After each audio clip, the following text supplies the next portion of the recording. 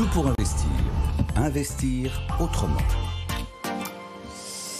C'est bientôt la fin de vos 2 heures d'information quotidienne de votre argent. On va réfléchir dans cette séquence sur comment investir autrement. Ça veut dire quoi? Ça veut dire mettre son temps et son argent dans des manières, de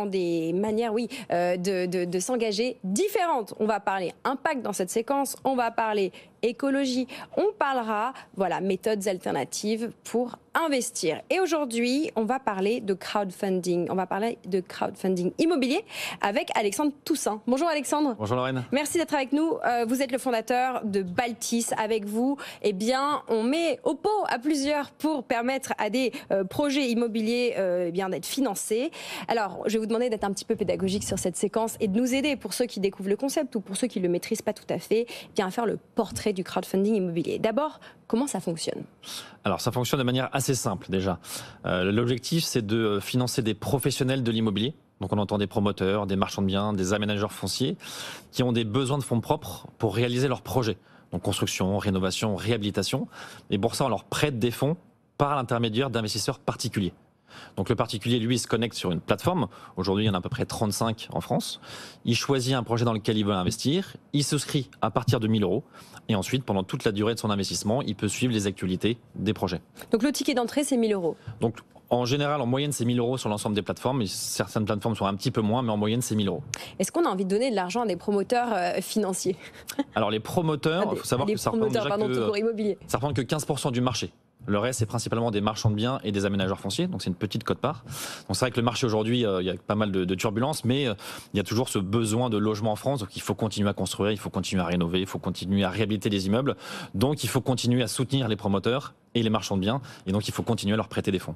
Est-ce que vous pouvez nous donner une idée du ticket moyen, alors on va parler de vos clients, mais si vous pouvez vous faire le porte-parole de votre secteur, le ticket moyen qu'on met quand on veut crowdfunder un promoteur ou des promoteurs? Oui, alors le ticket d'entrée, donc c'est 1 000 €. Donc l'avantage, c'est qu'on peut diversifier assez facilement sur plusieurs projets. On observe un ticket moyen entre 4 et 5 000 €. Donc les investisseurs investissent 1 000, 2 000, 5, 10, 15 et diversifient beaucoup.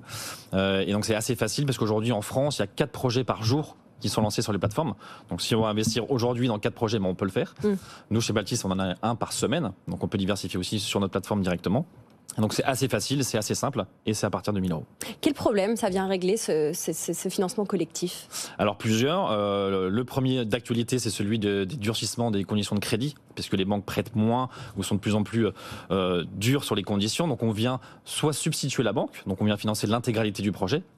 D'origine, le crowdfunding, c'était pour financer 20% des fonds propres. Maintenant, on finance quasiment 100% des fonds propres. Et il y a le sujet, effectivement, du logement, où il faut effectivement continuer à construire et à rénover, comme je le disais. Donc, on accompagne encore ces opérateurs qui ont des besoins de fonds. On fait aussi des opérations de portage foncier pour être plutôt dans les opérations et accompagner les promoteurs en faisant l'acquisition des fonciers, le temps qu'ils obtiennent les permis de construire. Donc, on essaie en tout cas de participer à tous les enjeux liés au logement. En France et notamment aussi sur d'autres classes d'actifs, sur le bureau, l'hôtellerie, le commerce, les entrepôts. Quels sont les risques, si vous pouvez me dire en bullet point comme ça rapidement? Oui, forcément, qui dit rendement égale risque. Ça, c'est l'adage de tous les investissements. Donc il y a 2 risques principaux. Le premier, c'est le retard. Ce qu'on appelle le retard, c'est si vous investissez sur un projet sur 12 mois aujourd'hui qui dure 13, 14, 15 mois, on cible 12, mais ça peut être un petit peu plus. Alors pendant cette période complémentaire, l'investisseur continue à être payé. Et généralement, les taux montent d'1 point. Donc si vous étiez à 10% ou 11%, vous passez à 12 ou à 13. Donc ça, c'est le premier risque, c'est le retard. Et ensuite, c'est le défaut, qui est encore très faible aujourd'hui. On a moins d'1% de défaut. Alors après, plus il y a de retard, plus il y a des risques de défaut. Et le défaut, c'est donc un risque de perte partielle ou totale du capital. Petite question fiscale, comment on déclare sa participation à du crowdfunding? Et est-ce qu'on doit aussi déclarer ses éventuelles pertes? Alors, il y a en place le prélèvement à la source. Donc on prélève pour ceux qui investissent en direct 30%, donc c'est la flat tax qui s'applique. Donc concrètement, si vous avez un rendement de 10%, ça vous fait du 7% net d'impôt. Mais vous avez aussi la particularité de pouvoir loger les titres dans un PEA-PME, pour avoir une fiscalité un petit peu plus adoucie. Et ça, ce sont les plateformes qui s'occupent du prélèvement à la source directement. Donc l'investisseur, lui, perçoit des intérêts nets d'impôt. Une question qu'on ne vous pose pas et que vous aimeriez parfois qu'on vous pose sur ce crowdfunding immobilier? Alors la question, nous c'est même pas une question, on le met en avant d'emblée, c'est de pouvoir investir près de chez soi. Nous, on est convaincus par l'immobilier circulaire, le fait de pouvoir soutenir sa région, sa ville, voire son quartier, voire parfois même sa rue.